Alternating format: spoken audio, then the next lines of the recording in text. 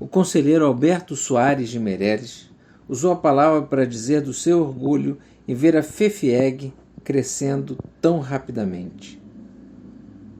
A FEFIEG que ele criou, nascida debaixo de um arvoredo, nos jardins do Palácio Laranjeiras, de uma conversa entre o então presidente da República, Arthur da Costa e Silva, o ministro da Educação, Tarso Dutra, e ele.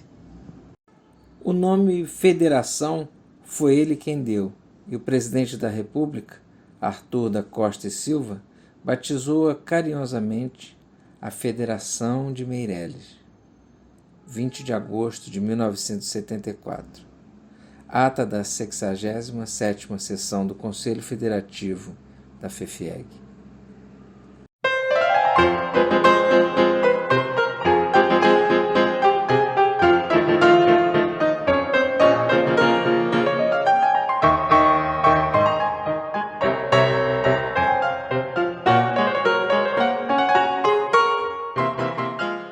Eu tinha uma proposta de projeto que eu tinha intitulado Unirio em Cena, que era justamente pensando em fazer a história da Unirio, né? Trazer essa memória, buscar essa memória da Unirio dos seus 40 anos, hoje, né, 42, digamos assim, e inclusive buscando as histórias de suas unidades, né, de quando ela foi constituída lá em 1969. Eu não estou com um projeto de pesquisa, eu tenho uma proposta, mas eu não estou desenvolvendo, tá? Então eu quero deixar isso bem claro sobre a Unirio. Mas esse convite de vocês até me estimulou, digamos assim, esse convite do Unirio, a repensar ou a retomar essa proposta, considerando todas as fontes que eu levantei, porque para elaborar esse projeto, que eu falei para vocês, Unirio em Cena, eu fiz um levantamento documental muito importante, muito grande na época. A Unirio convidou alguns docentes para ajudar a contar a história da Unirio. Surgiu em 1969 como Federação das Faculdades Isoladas do Estado da Guanabara. Naquele momento nós tínhamos o Estado da Guanabara, né?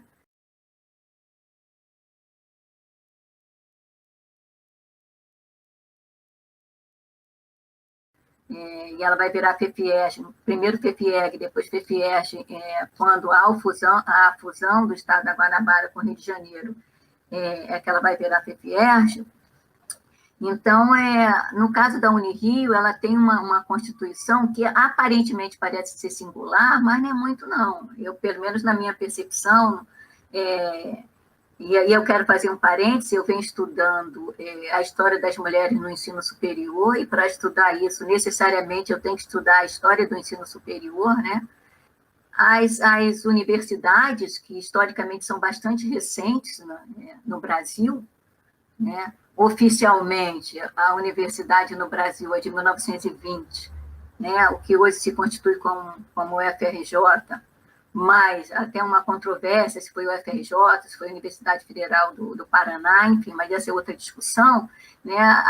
O FRJ, quando surge como Universidade do Rio de Janeiro, ela vai surgir por uma junção de escolas isoladas. E no caso da Unirio, tem toda aquela discussão, ela surge como federação no período da ditadura militar, né? Ela continua, ela vai surgir como universidade assim, no finalzinho, no governo do Figueiredo, inclusive há toda uma discussão que é para ser analisada, mais pesquisada. O primeiro reitor foi o professor Guilherme, que era do teatro, irmão do presidente, e lembrar do seguinte, que a federação, é lógico que se ela surge em 69, é lógico, nada surge de um momento para outro, ela vai surgir porque existia uma discussão anterior.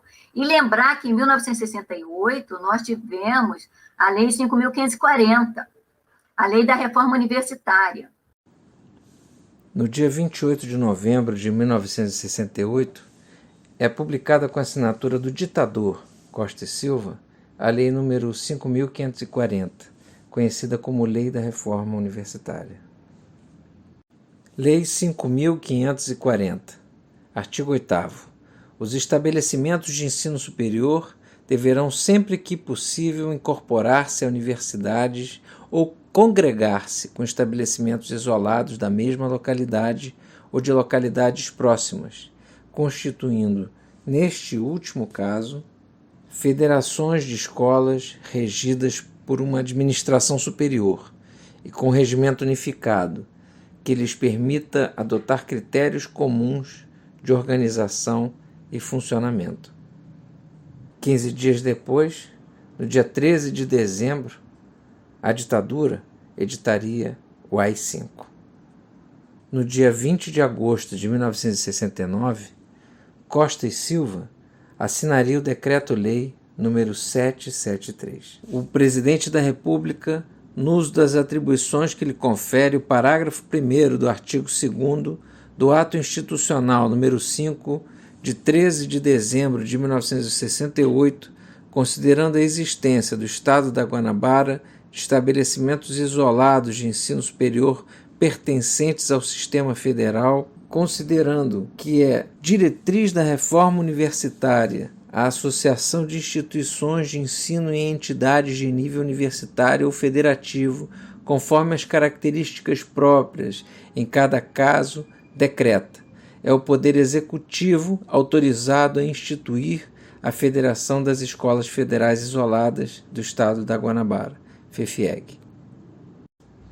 Pelo decreto, a FEFIEG congregava a Escola de Medicina e Cirurgia do Rio de Janeiro, a Escola de Enfermagem Alfredo Pinto, a Escola Central de Nutrição, o Conservatório de Teatro do Serviço Nacional de Teatro, o Instituto Vila Lobos, o curso de Biblioteconomia da Biblioteca Nacional, o Instituto Nacional do Câncer, o INCA, e esse último é devolvido ao Ministério da Saúde em novembro de 1971.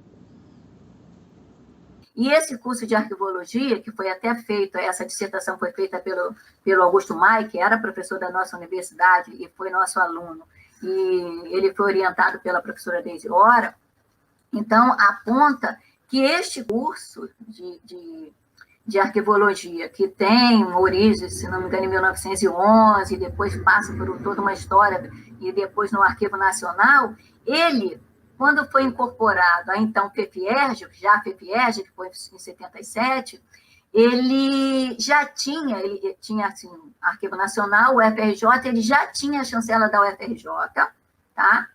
Parece que ela já assinava os diplomas, e mesmo assim ele foi incorporado à FEFIERJ, tá? Em 77. Então é um caso para se pensar, para se investigar, né? Já tinha lá, de uma determinada maneira, uma relação com a UFRJ, mas foi incorporado à FEFIERJ. Quando surge a FEFIEG, e os documentos sinalizam isso, ela surge assim, sem condições, né? Sem lugar adequado, com falta disso, falta aquilo. Então, há toda uma discussão, mas é uma luta para que ela surja. É interessante quando a gente vai lá e verifica isso, né? Uma discussão posta, e aí eu vou voltar a isso, era que muitas das unidades isoladas que foram compor a federação, elas não poderiam se sustentar sozinhas. Então, nada melhor que juntar em uma federação, lógico, com apoio, e aí esse apoio a gente tem que estudar com o apoio do governo, né? Porque a gente tinha lá vários sujeitos envolvidos nessa história que eram militares, né? Que estavam compondo, né, o corpo de professores, inclusive na documentação tem umas histórias interessantes.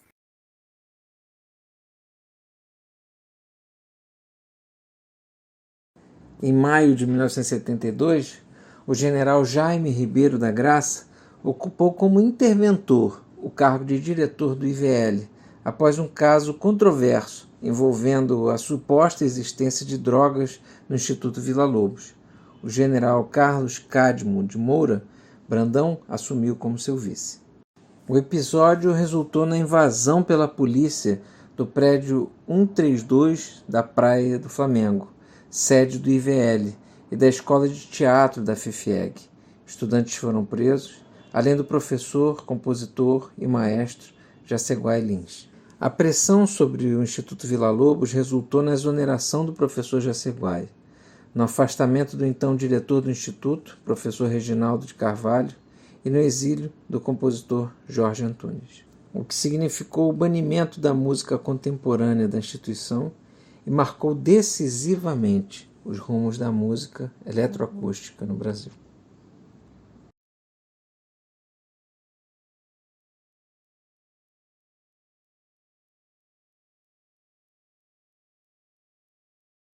Agora, me abalou muito o fato da gente ter um diretor que era um militar, chefe da SNI. Isso nos abalou muito, que era um sujeito extremamente insidioso, extremamente, assim, era uma pessoa que causava uma espécie de repulsa entre os professores. Apesar de ser muito simpático, uma simpatia assim muito planejada, muito programada, isso foi um grande impacto. E a expulsão, então, do prédio 132 foi pior ainda. Foi um momento, assim, muito triste. Nós ficamos praticamente sem nada, sem aulas, sem nada. A expulsão do prédio. Foi uma mudança, assim, obrigatória.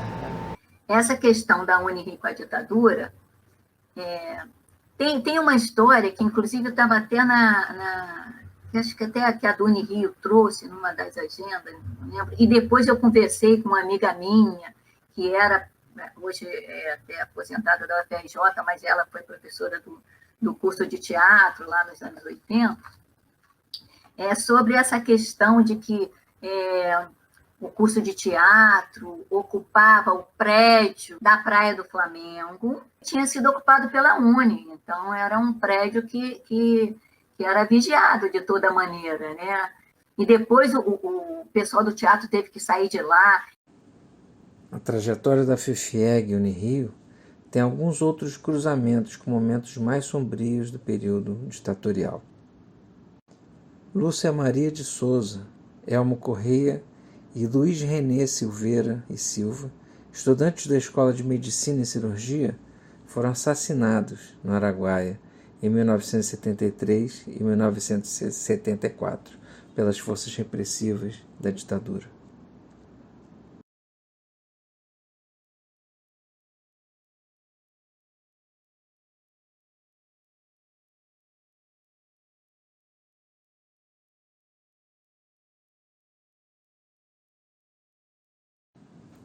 Em 1993, o grupo Tortura Nunca Mais denuncia José Lino Coutinho de França Neto por colaboração em sessões de tortura de opositores da ditadura na Ilha das Flores, em São Gonçalo, em 1969.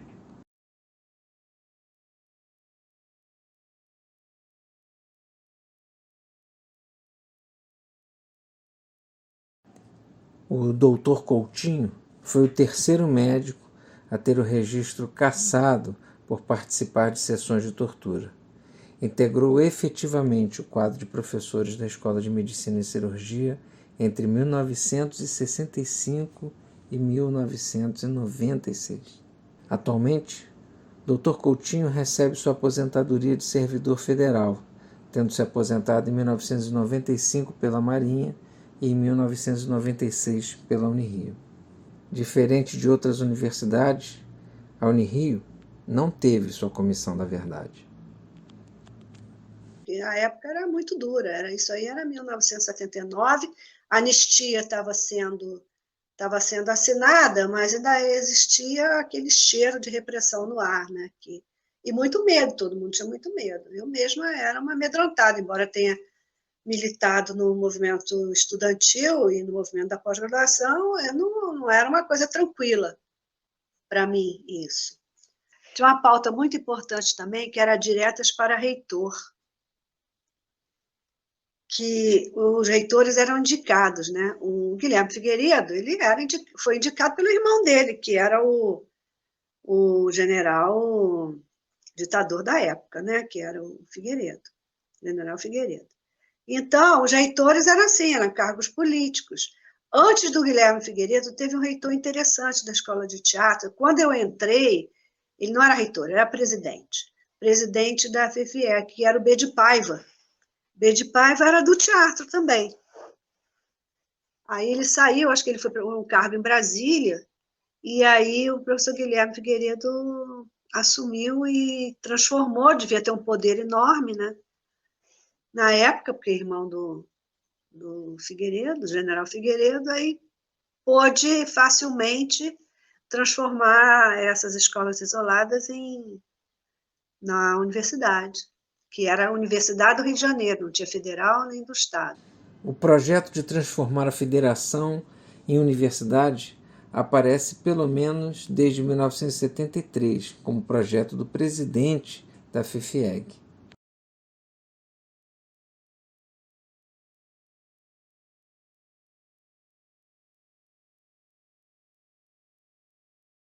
O reitor da universidade era irmão do presidente da República, não é?